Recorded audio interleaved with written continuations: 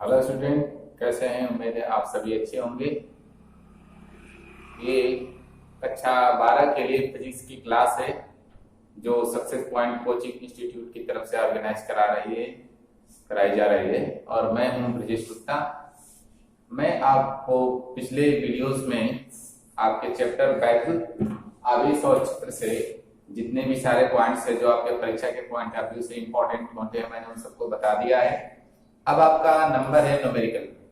ठीक है, कुछ न्यूमेरिकल्स मैं आपके लिए लाया हूं जो आपके बोर्ड के एग्जाम में पूछे गए हैं। मोस्टली इससे एक या दो नंबर के या एक या दो न्यूमेरिकल तो पूछे। न्यूमेरिकल या तो थ्योरीज जो है कुछ न कुछ तो पूछ ही जाती है। चलिए मैं बात कर रहा हूँ आपके न्यूमेरिकल्स की, तो मैं आपको यहाँ स्टार्ट कर रहा हूँ। देखिए, ये 2017 में आपका क्वेश्चन पूछा गया था।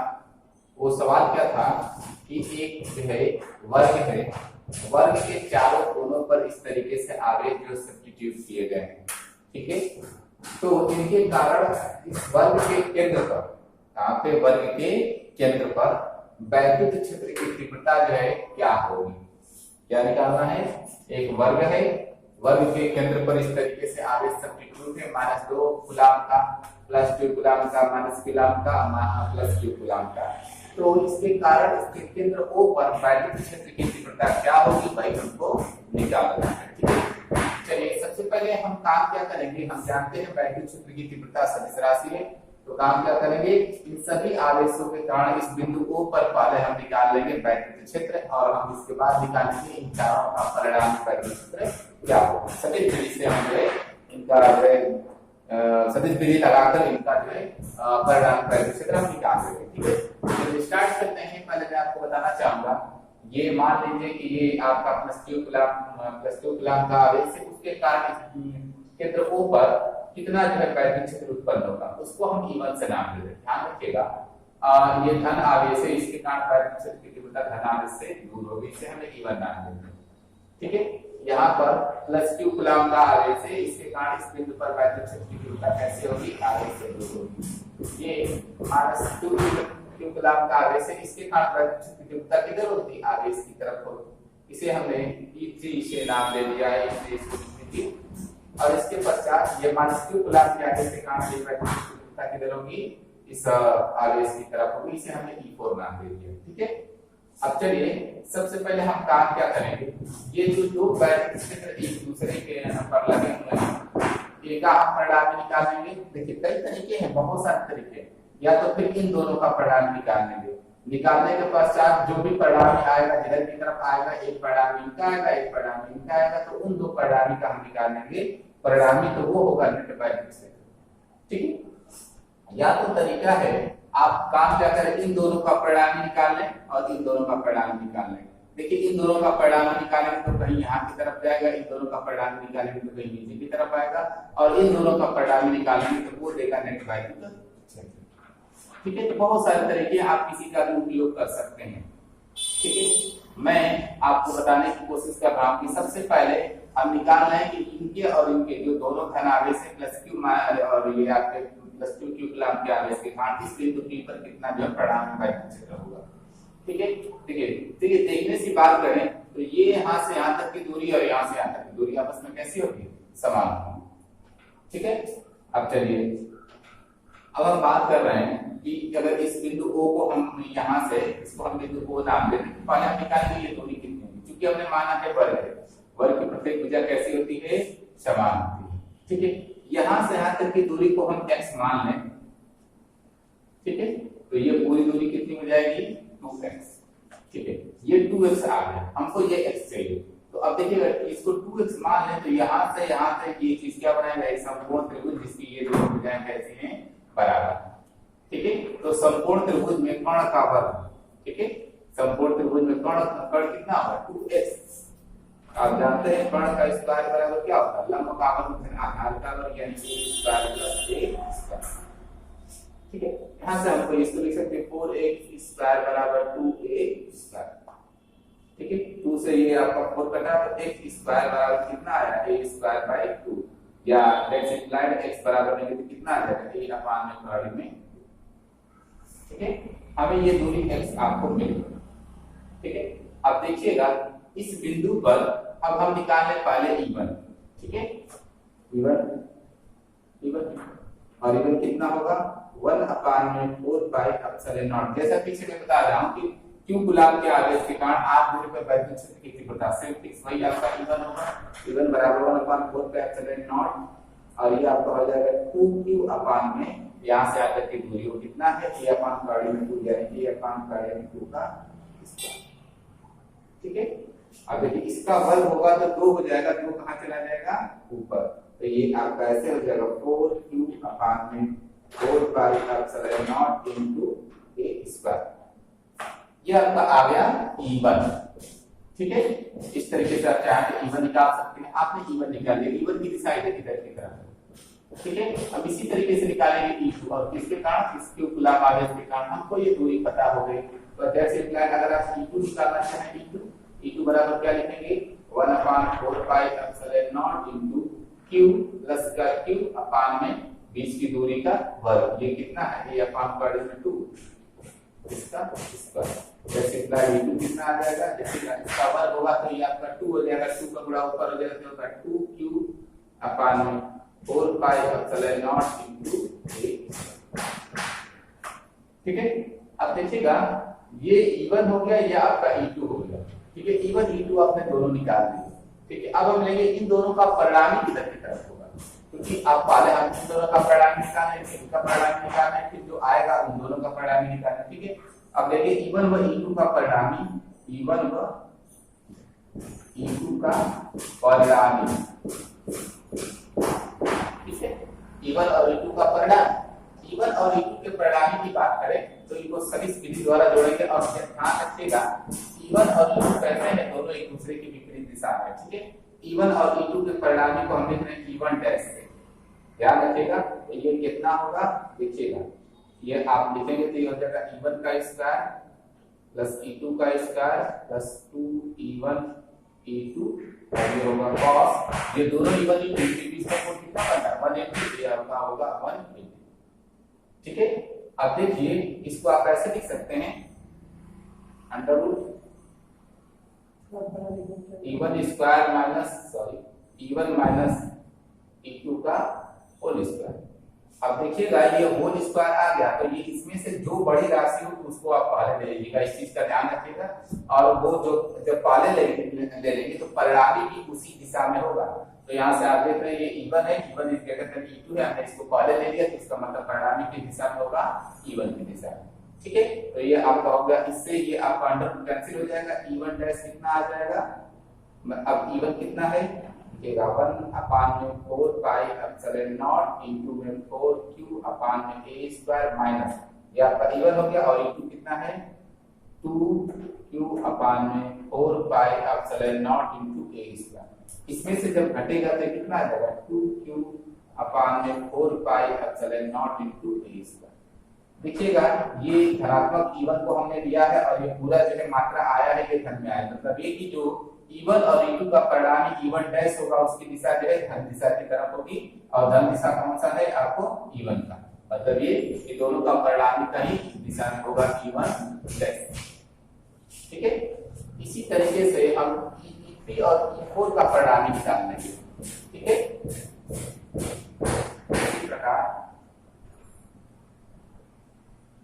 इसी प्रकार ध्यान रखिएगा E3 व E4 का परिणामी, E3 और E4 का हमें परिणामी निकालना है, तो सेम थिंग से यही वाला सूत्र हम लगाएंगे, बस देखिएगा इसमें अंतर क्या है, इसमें प्लस प्लस था, इसमें क्या होगा माइनस माइनस, ठीक है। इसमें ये आपका प्लस प्लस था, ये आपका माइनस माइनस है, इस चीज का ध्यान रखिएगा, ठीक है। तो बस वैद्युत क्षेत्र की दिशा जो है बस बदलेगी, यहाँ पर देखिएगा ये यहाँ पर जो है ये ऋण आवेश के कारण वैद्युत क्षेत्र जो है, और ये आपका E3 जो है -2q कूलम के आवेश के कारण, और E2 कैसा है -q कूलम के आवेश के कारण, मतलब ये कि आपका जो वैद्युत क्षेत्र E3 होगा वो कैसे होगा E4 से अधिक होगा, ठीक है। अब चलिए तो अब इन दोनों का परिणामी अगर हम बात करें तो सेम थिंग्स, बस ये आपका यहाँ पर जो आवेश होंगे वो ऋण आवेशों के कारण वैद्युत क्षेत्र आ रहे हैं, लेकिन वैद्युत क्षेत्र के परिणामी यहाँ पे देखें E3 व E4 का परिणामी, अगर दोनों के परिणामी की बात करें तो उसको हम E2 डैश से नाम दे रहे हैं। तो कितना होना चाहिए अंडर रूट E3 का स्क्वायर E2 का square sorry E4 plus 2 E3 E4। अब देखिएगा इन दोनों सदिशों यानी E3 और E4 के बीच कोण कितना बनेगा 180। तो ये आपका होगा cos 180। cos 180 का मान कितना होगा -1। तो अगर -1 करें तो यहाँ पे माइनस हो जाएगा। ये सेम चीज अगेन वही आपका बनेगा E3 माइनस E4 का होल स्क्वायर। इससे ये क्वांटिटी कट जाएगी। इसका मतलब इसमें जो आपका धातु होगा उसको पहले लेंगे आप ले लेंगे तो परिणामी भी इसी दिशा में चला आएगा। यानी इन दोनों सदिशों का परिणामी E2 डैश कितना होगा E3 माइनस E4। और E3 को कैसे लिखेंगे E3 देखिएगा ये आपको -2 है तो ये Q2 अपान में 4 पाई एप्सिलॉन नॉट इनटू में। अब ये इसके बीच की दूरी का स्क्वायर कितना आएगा 20 ठीक है।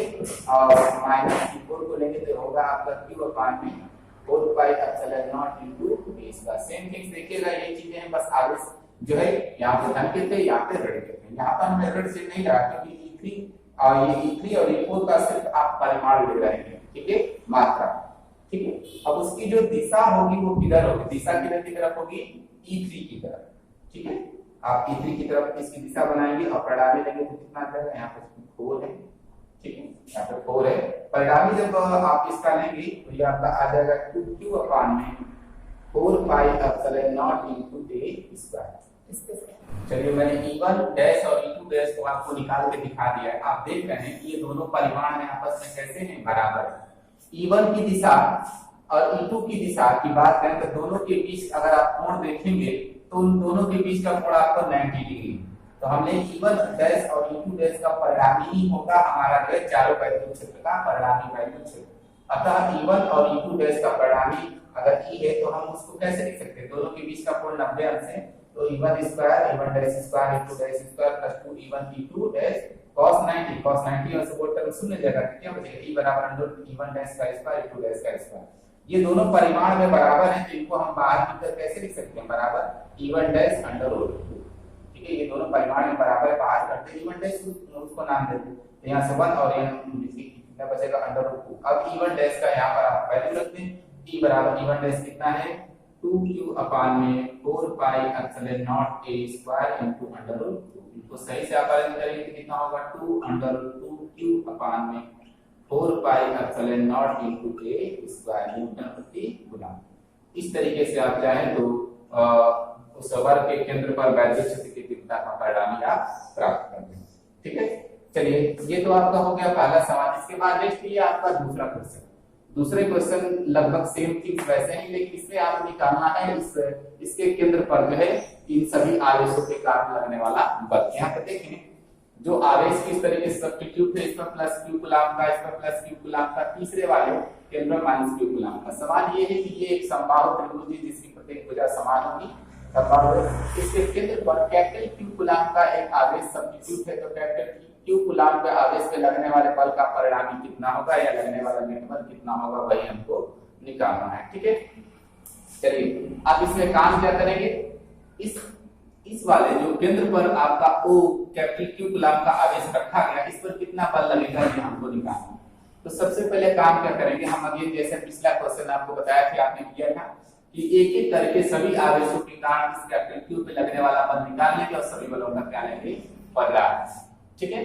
चलिए पहले हम देख लेंगे कि अगर ये जो है इस O से इस बिंदु P की दूरी क्या है वही दूरी यहाँ से यहाँ होगी वही दूरी यहाँ से यहाँ ठीक है। चलिए दूरी निकालने के लिए काम क्या करें देखिएगा सबसे पहले अगर दूरी निकालने की बात करें कि ये दूरी आपको x है ठीक है। इसे O से P तक की दूरी कितना है x ठीक है। इस x के दो घटक होंगे देखिए ये पूरी दूरी अगर a है तो आधी दूरी कितनी होगी l/2। यहाँ से आप लंब डालेंगे तो केंद्र से होकर जाएगा इसके बराबर इस लंब काटेगा ये दूरी a/2। x के दो घटक होंगे एक तो आधार का दूसरा लंब। आधार का घटक कितना होगा x cos 30 डिग्री। देखिएगा पूरा अगर समबाहु त्रिभुज है तो पूरा 30 डिग्री होगा बिल्कुल ये इसके केंद्र पर जाके मिलेगा तो बराबर ये कोण को समद्विभाजित करेंगे 30 डिग्री है तो x cos 30 डिग्री ये वाला टर्म बराबर किसके होगा a/2। यहाँ से x बराबर लेंगे तो कितना होगा a/√3 ठीक है। आपने इस x को निकाल दिया है अब चलिए हम निकाले थे पहले O के कारण इस चाहे Q कूलम के आवेश के कारण इस बिंदु P पर कैपिटल Q कूलम का आवेश रखा गया, उसके लगने वाला बल F1। ठीक है, पहले हम F1 निकालेंगे। ठीक है, दूसरा काम क्या करेंगे, हम F2 निकालेंगे। ठीक है, ये आप F2, तीसरी बार हम F3 निकालेंगे और ले लेंगे तीनों का परिणाम। ठीक है, ये तो आपका पहला तरीका है। ठीक, चलिए अब जो है पहले हमने F1 निकाला और उसके बाद F2 निकाला। ठीक है, अब चलिए F1 की बात करते हैं। F1 कितना होना चाहिए, 1/4 पाई एप्सिलॉन नॉट इनटू, ध्यान रखिएगा। अब ये प्लस Q और ये कैपिटल Q, तो ये होगा Q इनटू कैपिटल Q अपान में इनके बीच की दूरी का फर्क, वो दूरी कितनी, a अपान √2, तो ये a अपान √3 का स्क्वायर। ठीक है, इसी तरीके से आप निकालेंगे F2। ठीक है, हम F2 निकाल रहे हैं तो धन Q कूलम के आवेश से कराना, ये आपका F2 है। F2 की बात है तो वह F2 भी सेम वही होगा, 1/4 पाई epsilon not into Q into capital Q अपान में a अपान √3 का स्क्वायर। ठीक है, दोनों हमने आपको निकालने का है। ठीक है, अब इसके बाद हमको निकालना है F3। ठीक है, तो अब हम यहाँ पे लिखेंगे F3 की बात करें, F3 कितना होगा और उसकी दिशा ऊपर की तरफ है। ठीक है, यहाँ पर आप माइनस चिन्ह नहीं लिखे, वजह क्या है कि माइनस चिन्ह की वजह से ये लगने वाले बल की दिशा हमें प्राप्त हो गई। तो F3 की बात करें तो कितना होगा, 1/4 पाई epsilon not into Q into capital Q अपान में a/√3 का a/√3 का स्क्वायर। ठीक है, अब देखेंगे एक चीज तो देख रहे हैं F1, F2 और F3 तीनों जो है परिमाण में कैसे हैं, बराबर हैं। ठीक है, चलिए अब बात करें कि ये जब तीनों परिमाण में बराबर हैं तो लेकिन बात करें कि इन तीनों की दिशाएं अलग हैं। ठीक है, अगर आप ज्योमेट्री के हिसाब से देखें तो ये कोण आपका होगा 60 डिग्री और ये भी कोण कितना होगा, 60 डिग्री। तो कहने का ये मतलब कि F1 और F2 के बीच का जो कोण है, देखिए F1 और F2 परिमाण में बराबर है, इस चीज का ध्यान रखिएगा। तो दोनों का परिणामी जो जाएगा वो बिल्कुल दोनों के मध्य में होकर जाएगा, अर्थात ऐसे करें कि दोनों का जो परिणाम, इन दोनों का परिणामी जो F3 की दिशा है। ठीक है, अब देखिए अब पहले हम निकाल लें कि F1 और F2 का परिणामी उसको F1 डैश से नाम। ठीक है, अब दोनों के बीच का कोण कितना है, 120 डिग्री। ठीक है, आप ऐसे कर सकते हैं F1 और F2 के परिणामी को। अब देखिएगा, अब दोनों के बीच के कोण की भी बात करें तो कोण कितना होगा, 60 और 60 120 डिग्री। ठीक है, तो दोनों के परिणामी को हम ऐसे लिखेंगे F1 डैश, वो होगा under F1 square F2 square plus 2 F2 cos 120 degree. इसी ध्यान रखिएगा F1 और F2 दोनों आपस में परिमाण में बराबर हैं, तो मात्रा बराबर होगी तो ये दोनों गुणा कर या तो F1 स्क्वायर होंगे या तो F2 स्क्वायर होंगे, या तो F1 और F2 किसी, चाहे F1 को F2 में लिख लें चाहे F2 को F1 में लिख लें। ठीक है, तो इसे हम लिख रहे हैं F1 डैश का, सबको हम F1 लिख रहे हैं क्योंकि ये क्या है, F1 और F2 परिमाण में बराबर है। F1 डैश का स्क्वायर, ये जब बाहर होंगे अंडर रूट से, ये सिर्फ बचेंगे F1 अंडर रूट, यहाँ से बचेगा 1 प्लस 2 गुणे ये आपका स्क्वायर की वजह से हो जाएगा cos 1 120 डिग्री। ठीक है, अब लेंगे cos 120 डिग्री का मान कितना होता है, इस तरीके से अगर हम निकाल लें, इसको हम ऐसे भी लिख सकते हैं cos 90 प्लस 30 डिग्री।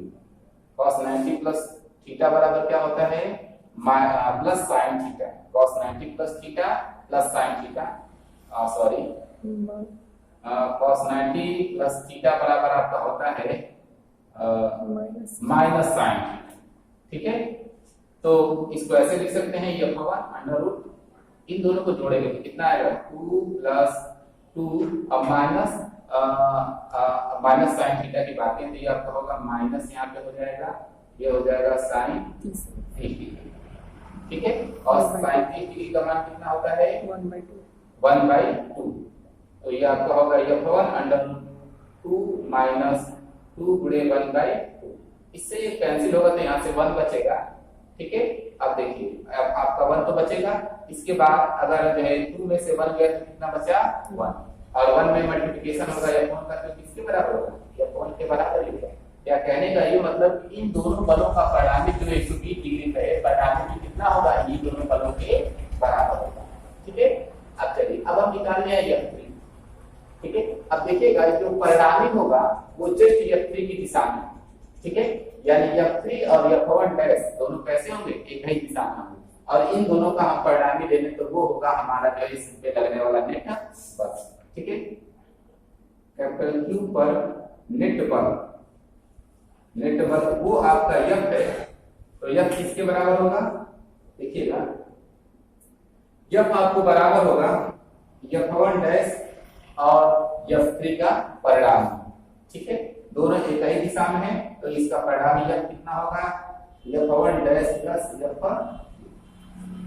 देखिए दो सदिश अगर एक ही दिशा में होते हैं तो उनका परिणामी कैसे होता है, दोनों सदिशों के परिमाण के बराबर होता है, या सभी विधि से जोड़ेंगे तो cos आपका शून्य अंश का मान 1 होगा, तो ये आपको मिलेगा F1 डैश प्लस, ठीक है। नेट पर यह की बात है, F1 डैश जो किसके बराबर है, आपका F1 के बराबर है। F1 कितना है, कैपिटल P स्मॉल q अपान में 4 pi epsilon not into a अपान में अंडर रूट 3 का स्क्वायर, अब प्लस में F3 भी कितना है, बिल्कुल इसी के बराबर है, कैपिटल Q स्मॉल q अपान में 4 पाई एप्सिलॉन नॉट इनटू में a अपान में बड़े रूट 3 का स्क्वायर, ठीक है। बड़े रूट 3 का स्क्वायर करें तो कहां जाएगा, ऊपर, और बड़े रूट 3 का स्क्वायर कितना आ जाएगा, 3। अब चलिए तो ये आपका ऐसे हो जाएगा 3q कैपिटल Q अपान में 4 pi epsilon not into a square plus 3q capital Q अपान में 4 pi epsilon not into a square, ठीक है। तो अब यहाँ पर जब परिणामी हम ले रहे हैं इन दोनों का, तो ये मात्राएं सेम है, एक ही दिशा में है, तो इनका निर्णय कैसे होगा, F1 डैश प्लस F3 ये वैल्यू होना है। अब रखने पर जब इनको जोड़ेंगे तो दोनों का हर समान है, तो अंश आपस में जुड़ जाएंगे, तो ये होगा 2 times 3 capital Q small q अपान में 4 pi epsilon not into a square, 2 से आपका ये आपका 4 कटेगा, ठीक है, 4 कटेगा तो नीचे कितना बचेगा, 2, तो परिणामी आपका यह कितना आया 3/2 small q into capital Q अपान में पाई epsilon not into a square. इस तरीके से आप लगने वाले बल की दिशा को ज्ञात कर सकते हैं, और उसका जो वैल्यू होगा वो आपको होगा 3/2 कैपिटल Q स्मॉल q अपान में पाई एप्सिलॉन नॉट a स्क्वायर, ठीक है। अब देखिए इस तरीके से, देखिए इसमें सवालों में कुछ ज्यादा है नहीं, ये सोचने वाली बात है कि जो बल की दिशा है आप उसे रिजॉल्व करना अगर अच्छी तरीके से सीख रहे हैं या सीख जाएंगे तो ऐसे सवालों को लगाना जो है बिल्कुल आसान हो जाएगा, ठीक है। आप जो है सवाल को लगाइए और इन चीजों को देखिए, इसमें जो भी आपके समझ में ना आए आप चैनल पर कमेंट्स करिए, मैं आपके जवाब को देने की पूरी कोशिश करूंगा। धन्यवाद।